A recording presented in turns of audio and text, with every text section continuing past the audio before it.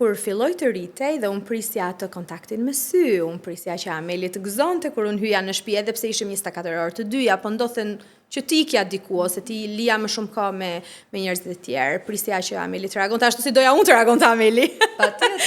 Edhe prisja që te sta këmba dorazi që nuk heci kur, Ameli vetëm shtyhej. Të ngrihej në këmbë, të merrte komanda e kështu dhe Ameli t'i flisnim dy gjumë, unë i flisja shqip, i më shoqi fliste anglisht, pastaj edhe ai dhe shqip dhe anglisht, po që do me thënë gjonte të dyja gjuhët, po me mua ishte tërkohën në shtëpi dhe ishte vetëm shqip. Televizori ishte 24 orë i fikur. Do me thënë për t'ju përgjigjur që po, unë nuk u fokusova të shëndeti Amelit, po unë nuk dilja dot nga ajo që isha.